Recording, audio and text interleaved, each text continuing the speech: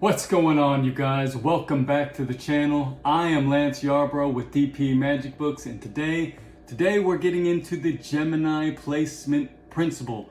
What is it? How does it work? What can you do with it? Let's get right into it. The Gemini Placement Principle is basically, well, it's a forcing procedure brought to us by Carl Fulves, who I can't say for certain was the one who created this technique, but certainly the one who popularized it, and now you see its use everywhere, particularly within the realm of slight free to slight minimal card magic, which is what we're all about here at DP Magic. But yes, it's a forcing procedure, a very fair looking forcing procedure, which much like the prophecy move that we discussed a couple videos ago, usually forces two cards onto your participant. Not necessarily so. There's derivations. We can get into that after we've discussed how the move works. But yes, it's usually used to force two cards onto your participant.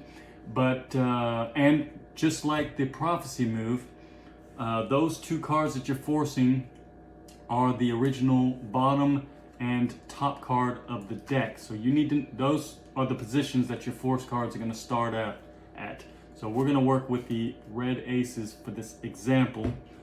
But aside from having your force cards at the top and bottom, for the Gemini Placement Principle, you also need some indicator cards.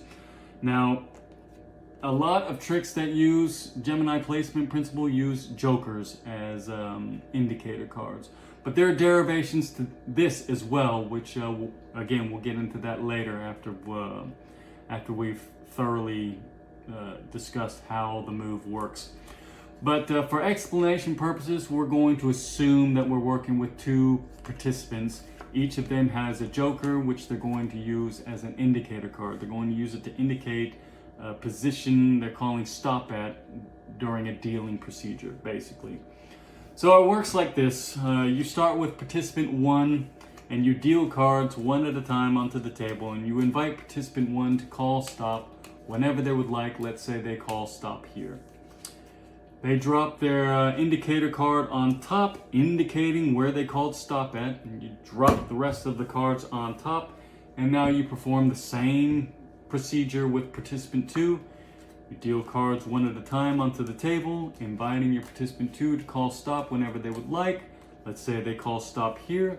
They place their indicator card on top, indicating where they called stop at. You drop the rest of the cards on top.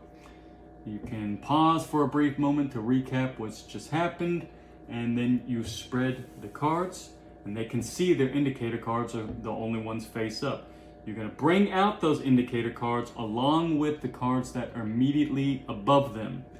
The top, the indicator card on top will be your participant to your first participant. You bring that indicator card out along with the card on top.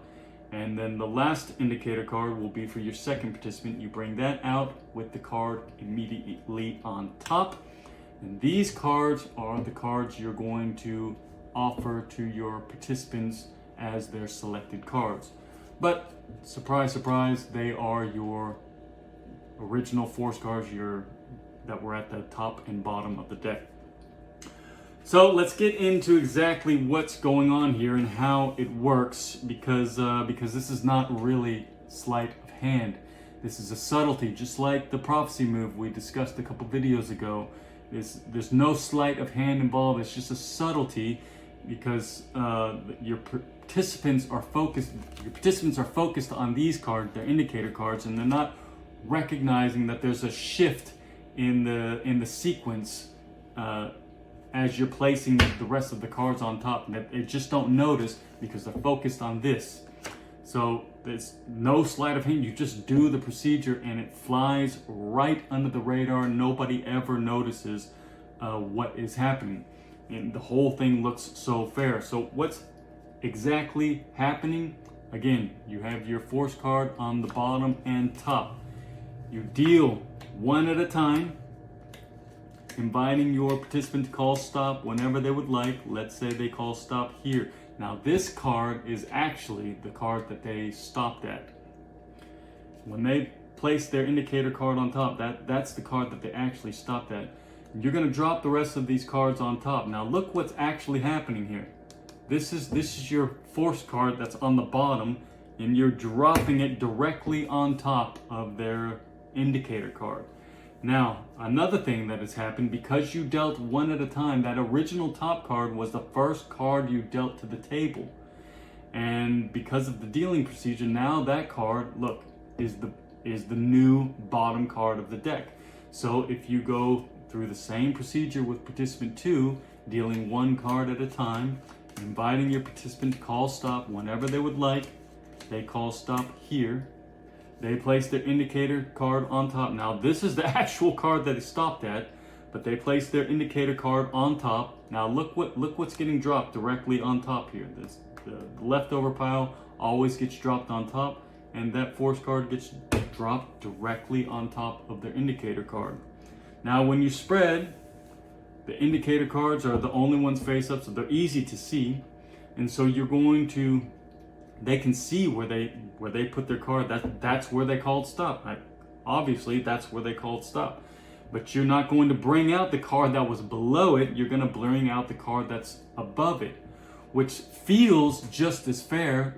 That it would be that's the very next card in the sequence, but they don't recognize that you changed that sequence because you just dropped the leftovers on top. You didn't keep dealing on top.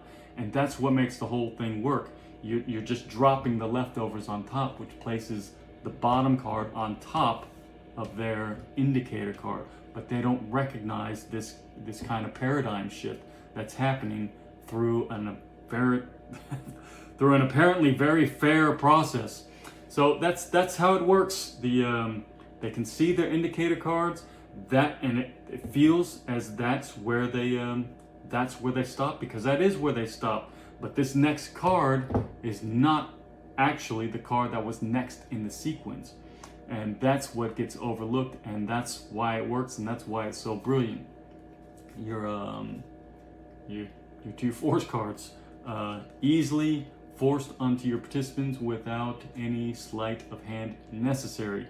So that's cool. That works. But what can you do with it? Okay, let's get into some ideas. I got one for you. All right, the effect I have for you guys that uses the Gemini placement principle is an effect I call Try Gemini, and it requires a small setup, but you need a small setup anyways for whatever trick you're going to use the Gemini placement principle in, because, or at the very least, a setup of the top and bottom card. But Try Gemini, you need one extra card to throw in the mix, and it's super simple. You just need to make sure you're shuffle the cards and make sure your top card is a different color from your bottom card. And your bottom card will be your value, and your top card will be your suit. So you need to find the card that makes up that value in suit. We got a value of queen and a suit of clubs, so we're looking for the queen of clubs. You find that card. That card will go second from the bottom, and that's your setup. That's all you need to do. Now this effect, you need two participants. You're going to play one with the other, and you're going to use two jokers for your indicator cards. You can hand these jokers out to your participants before you start the trick, but also you need to determine beforehand, because one of your participants is going to take on the role of finding a value, and one of your participants is going to take on the role of finding a suit, just like you did setting up the deck. You had a value and a suit, and then you got a card that makes up that value and suit. That's what you're going to basically walk your participants through in a magical fashion. So you need to determine who's going to be the value person and who's going to be the suit person before you start everything, and then each participant gets a joker, and you say you'll explain what they're going to do with all this as we go. Now your deck is in a specific order, so you can to start you can give any false shuffle or cut you'd like. I usually just do a quick overhand, full, false shuffle. If you want, I can go into that false shuffle in later videos, but you can just do a Aussie cut if you'd like. I always follow that up with an Aussie cut, but I like to have my participants participate as much as possible, so I'll have them perform the Aussie cut for me. I'll ask participant 1 to cut off about a third and place it on the table. They do that. I ask participant 2 to cut off about half of what's left and place it on the table. They do that. I place the last half down, give everything a quick glance over, and then stack everything up in the same order, and that effectively is an Aussie cut. That leaves everything in the same condition. It's a false cut, leaves everything in the same exact order, but it looks fair, and your participants feel like they participated in the cutting procedure. So it's great, and we're going to use this later on in the effect in the same way right before we get to the finale. So it kind of flows really good, like you're doing the same type of cutting procedure.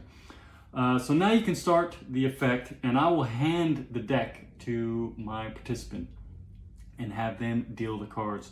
Now, in the explanation of the basic mechanics, I just dealt cards one at a time and asked the participant to call stop whenever they would like, and they place their indicator card on top. In this effect, you're going to ask both participants to think of a number. And usually I go with a number between 5 and 20. I tell them, think of a number between 5 and 20. Now, the justification of the reason why you want to do that is because for the Gemini placement procedure to really work, you need to deal at least some cards. So at least 5 cards dealt. But anything more than 20 is just, it's too much dealing. So, but you don't need to justify that. Just tell them, think of a number between 5 and 20. It's plenty large enough range for your participants to think of a number and feel confident there's no way you could know what it is. Now, they're to think of their numbers, and they're to keep it to themselves and keep it a secret and commit to that number. Once they've done that, you hand the deck to participant 1, and you tell them to deal cards equal to the number that they're thinking of. So if they're thinking of the number 7, they're going to deal 7 cards down. But I tell them to do it quietly because I don't want myself or participant 2 to know what their number is, and we don't want to be we don't want to like hear how many cards they're counting down. But that's what they're going to do. You're going to tell them to do it kind of quietly, and as they're dealing, I will turn to participant 2 and start talking verbally out loud as a means of intentionally trying to distract us from being able to hear how many cards participant 1 is quietly dealing onto the table. So let's say participant 1 is thinking of the number 8. They're going to deal 8 cards down quietly. 1, 2, 3, 4, 5, 6, 7, 8. Then you're going to tell them to place their indicator card on top, indicating where they stopped so we can find it later, and then drop the rest of the cards on top. You just walked them through, just verbally walked them through the Gemini placement procedure. Then you're going to do the same thing with participant 2. They're thinking of a number between 5 and 20. They're going to deal that many cards to the table silently as you turn to participant 1 now, and you're going to talk verbally, intentionally trying to distract each other, you and participant 1, from being able to hear how many cards participant 2 is dealing down.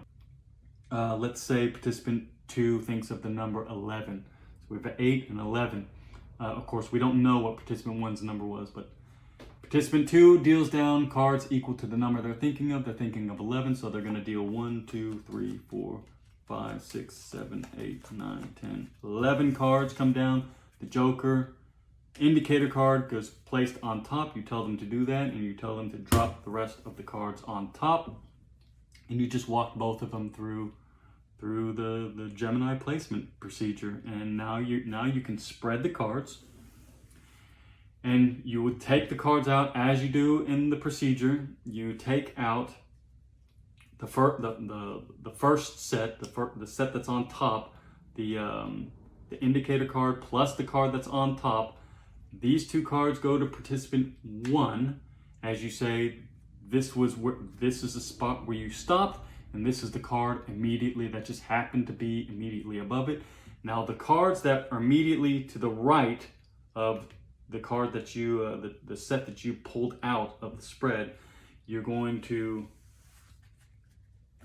push those to the side and square them up.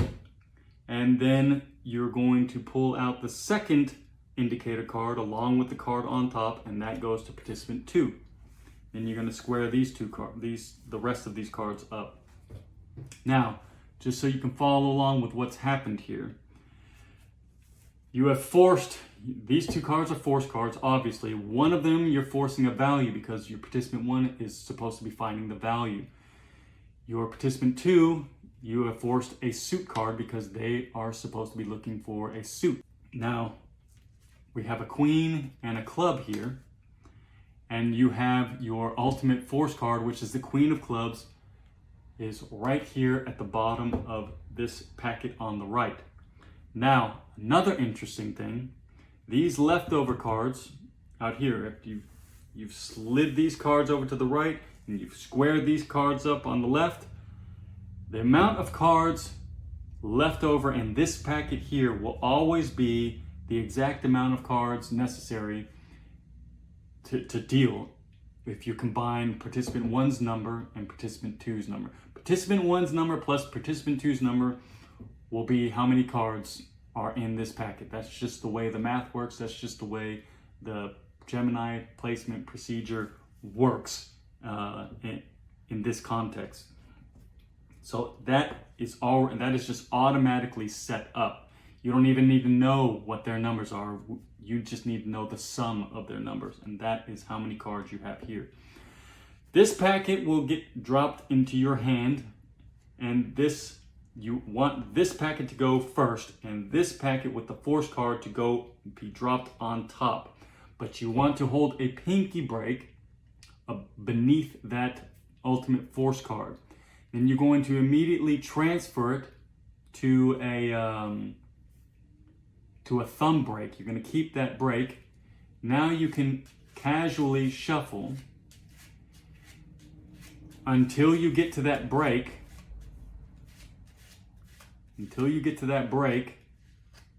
Now that last card at that break will be the ultimate force card. Now you have that small packet left that is equal to both of their numbers combined. You're going to throw that on top, but you can shuffle however you want to on top of it. Now the deck is set up to where the ultimate force card is now at a position in the deck equal to participant 1's number plus participant 2's number. That's just how the math works. So you're set. Now you can say, you can remind participant 1 that they are supposed to be looking for the value card. And so you say, let's flip over the card and let's see what value you got. They got a queen of hearts, but we only care about the value, so it's a queen. And then you remind participant 2 that they're looking for a suit. Let's see what suit they got. They got a 9 of clubs, but we only care about the clubs. So essentially, between participant 1 and participant 2, they have created a queen of clubs together.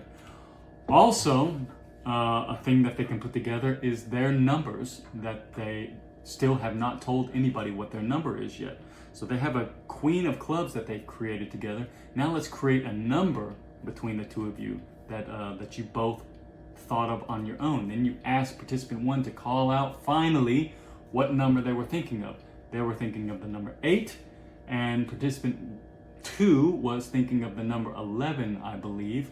And so you said, let's combine those two. 11 and 8 is 19. Let's deal. Oh, before you get to the dealing procedure, you want to do another Aussie cut. You'll have a participant 1 again cut off about a third and place it down. Then you'll have participant 2 cut off half of what's left, place it down. You place the last packet down, give everything a glance over, stack it up in the same order. That's an Aussie cut, it's a false cut. The order has not changed at all. Now you can add the two numbers up, 11 and 8, which is 19. Now you're gonna it was 11 and 8, right? you're gonna deal to the 19th card. 1, 2, 3, 4, 5, 6, 7, 8, 9, 10, 11, 12, 13, 14, 15, 16, 17, 18, 19. It was the Queen of Clubs. Queen of Clubs. And that is your miracle. That is the effect. I hope you like it. Let's get into some derivations of applications. What else you can do with the Gemini placement procedure.